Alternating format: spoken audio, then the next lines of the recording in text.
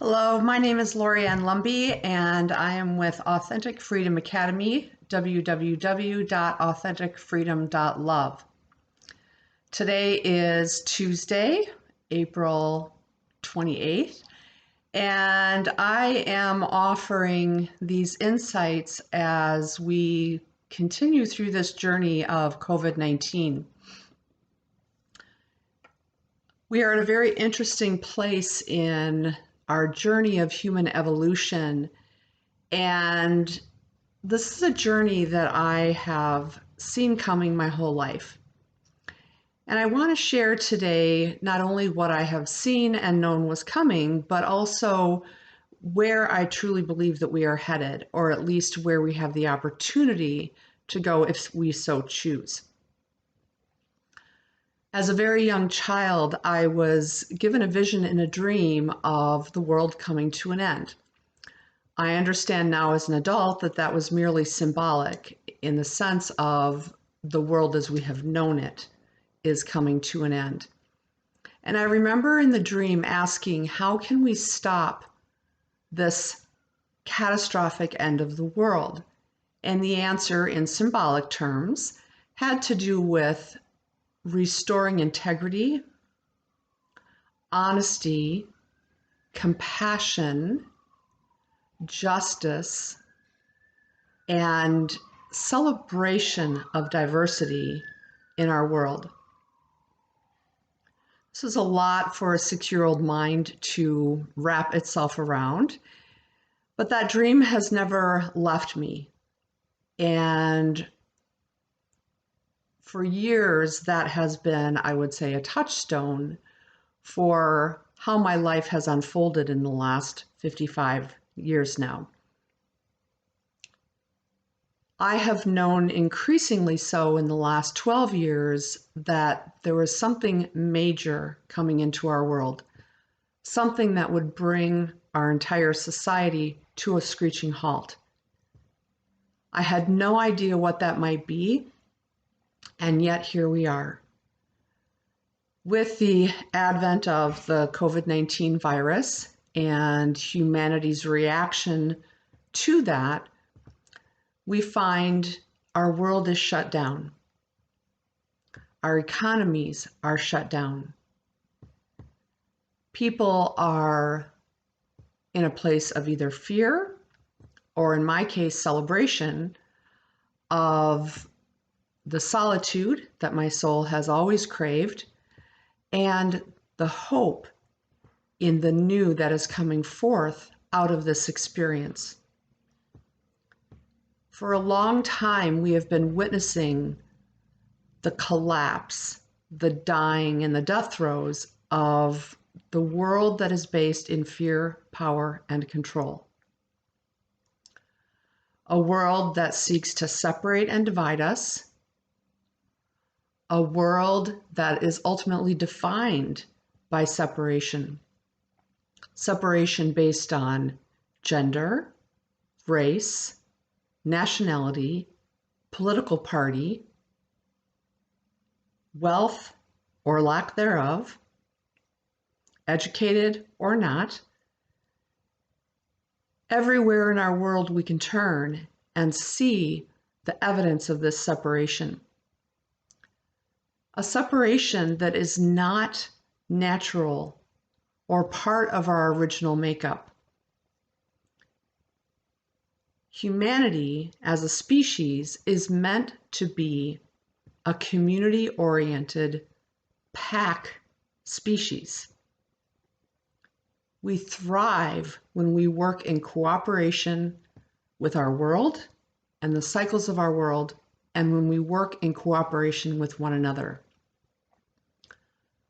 Looking at, discovering, and harnessing the unique gifts that we all have to offer in this world. This is the original human imprint. This state of peace and harmony where each individual's gifts are supported, developed, and encouraged in support not only of the individual, but also for the tribe, for the community, for the clan. This is where we have an opportunity to move as we leave behind a world based in fear, power, and control, and begin to seek out and create a world that is based on and reflective of our original human nature. A world that is rooted in love. A world that is inspired by diversity. A world that celebrates our differences instead of making them something to condemn or demonize. A world that thrives in open communication with one another, where we take the time to listen. To listen to the deepest needs of our sisters and brothers of all nations, of all races, of all nationalities. And ask the question, how can we support each other in getting our needs met? We no longer live in a tribal world. We live in a global world, which means that in order to survive this stage in our evolution, we need to reach out to one another. We need to speak with a global mind and a global heart. We need to listen deeply. And we need to move away from centuries of war and centuries of conflict and centuries of division towards harmony, collaboration, cooperation, respect, and peace. The only way that we can do this is if we first learn how to not be imprisoned by and ruled by fear. It is this fear that has kept us imprisoned by a system that controls and manipulates us through fear. We need to unravel from that system. And in order to do that, we first need to identify the fears, the unhealed wounds, the past traumas, and the societal conditioning that has planted fear in our hearts. Now, I'm not talking about the survival fears that are very real. We do need food, clothing, and shelter to survive. And if someone is standing toe-to-toe to us with a gun to our head, there's definitely going to be a survival instinct that is going to cause us to be afraid. I'm talking about the fears that are planted within us through our conditioning. The fears that come about because of all the ways in our lives in which we have been rejected, condemned, silenced, all the places where our gifts have been refused, or we have been told that our gifts make us insane, or that what we have to offer the world is insignificant or meaningless. All the times we have been told there is something wrong with us, whether it be our actions or our looks or our behaviors, all the places in our lives where we have not been given permission to be our most authentic selves. In order to move away from fear and toward love, we first have to identify and heal these wounds.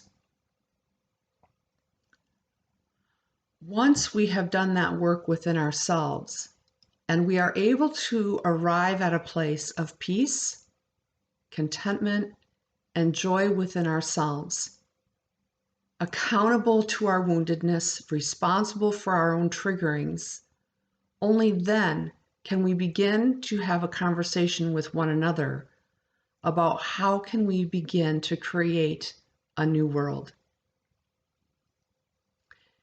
And that decision is up to us. Do we want to continue to be enslaved by fear, power, and control?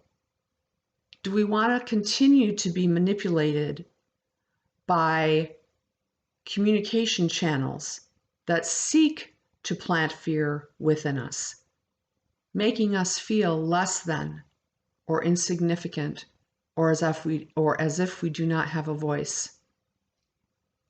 We decide what we listen to, what we agree to. It is our choice to turn away from the paradigm of fear, power, and control and toward love. And this is my invitation as we stand at this threshold between death and new life. As the old world continues to implode upon itself, as the dying world gets louder, more distracting, more ridiculous in its actions, we are being invited to turn away from that dying world and to begin to create something new. Creating that new begins with ourselves and in our conversations with those in our immediate circle, and reaches out across our communities, our states, our nations, and our world.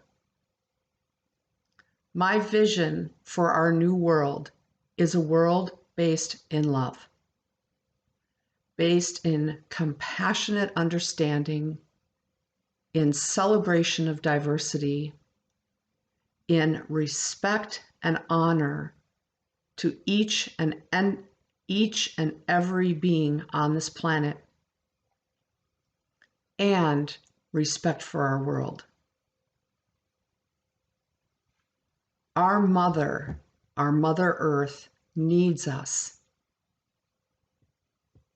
She needs us to move away from fear and toward loving care and compassion for the only planet we've been given.